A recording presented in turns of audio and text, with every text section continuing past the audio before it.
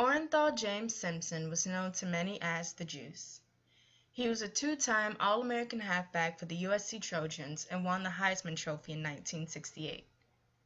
He also became the first NFL player to rush more than 2,000 yards in a single season. He was a sportscaster, actor, and the star of many Hertz commercials. To African Americans, O.J. was an oppressed black man who was finally able to succeed in a whitewashed society. He was so loved, it seemed as though he was blameless and untouchable. One can only imagine the devastation America felt when he was involved in the trial of the century. O.J. met his second wife, Nicole Brown, at the diner where she worked. They quickly fell into an obsessive love, and as a result, O.J. divorced and left his first wife to marry Nicole. Although they looked like the perfect couple, during their 7-year relationship, O.J. was repeatedly unfaithful and abusive towards Nicole. Her family members and friends reported seeing bruises on her body and say she frequently complained of O.J.'s abusive behavior. Their concern increased on New Year's Eve 1989. Nicole filed a complaint with the LAPD saying that O.J. had threatened to kill her. O.J. pleaded no contest to spousal battery and responded to the controversy in an interview. I could have touched her neck, yes. You mean you could have touched her? This was a violent episode, wasn't it? It was. You see those bruises on her face? No. You don't see anything? No. I mean, I see this eye thing. You don't think this picture reflects any bruising or injuries or marks on Nicole's face? No, I don't. Nicole filed for divorce in 1992. On June 12, 1994, Nicole Brown Simpson and her friend Ronald Goldman were found stabbed to death in front of Nicole's Brentwood house in Los Angeles, California. At the site of the scene, bloody footsteps leading to the back of the house, as well as a glove with blood, was found. Police then went to O.J. Simpson's house because they had reason to believe that he too might be in danger. Upon entering the property, the officers found O.J.'s white Bronco with blood both on the car seat as well as on the handle. On the side of O.J.'s house, another bloody glove was found which looked like the glove found at the crime scene. When the police was finally able to contact O.J. to tell him the bad news, he stated that he was not in California at the time, but rather in Chicago. After Chicago O'Hare Plaza. O.J. Simpson, please. One moment. Hello? Is this O.J. Simpson? Yeah, who's this? This is Detective Tom Lang from the Los Angeles Police Department. I have some bad news. Your ex-wife, Nicole Simpson, has been killed. Oh, my God. Nicole has been killed? Oh, my God. Is she dead? Yes. I'm so sorry, Mr. Simpson. I'll be on the first flight out of Chicago tomorrow. Be back in L.A. tomorrow.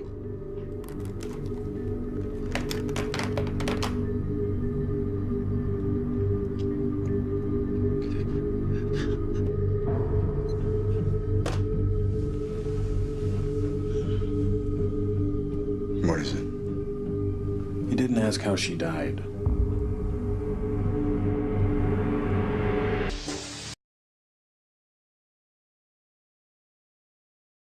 After forensic investigation, it was concluded that the blood found in the glove at the murder scene, at O.J.'s house, on the car seat, and on the handle of O.J.'s car was that of both the victims and O.J. Simpson's. The prosecution not only had a case, but their one and only suspect.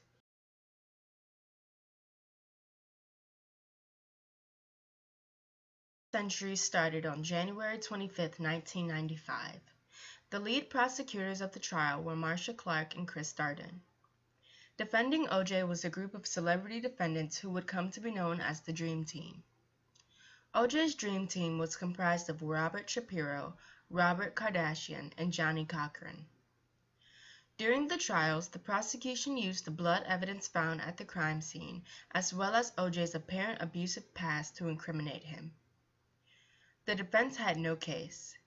The only way they knew to fight was to counter all of the prosecution's allegations. The defense proposed that the LAPD had some officers that were racist and tried to frame O.J. for the murder. They also countered that since this case was one of the first to use DNA evidence, the sampling of the evidence was unreliable. These two arguments combined resonated with the jury, causing them to question every piece of evidence found. The prosecution could tell that they were losing. Their last push to convince the jury of O.J.'s fault was that of a radical one.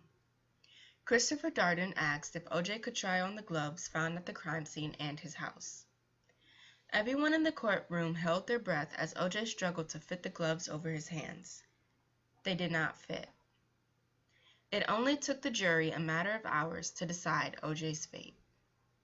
8097211. We, the jury, in the above entitled action, find the defendant Orenthal James Simpson not guilty of the crime of murder in violation of Penal Code Section 187A, a felony upon Nicole Brown Simpson, a human being, as charged in Count 1 of the information.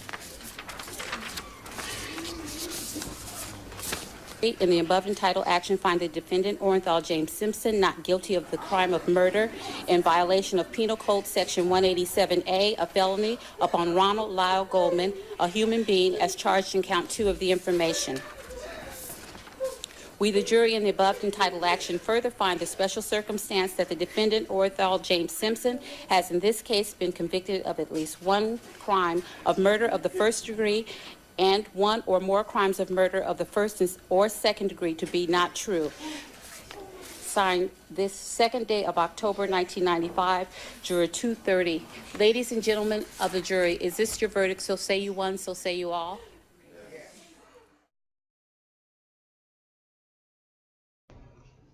All in all, this was a pivotal case in history. Not only was it the longest case to date in California's history, but it brought to light the racial tensions between African Americans and the police force. I believe that O.J. Simpson should have been found guilty, but from the trials we can learn that when intertwining complicated problems, the right decisions may not always be achieved.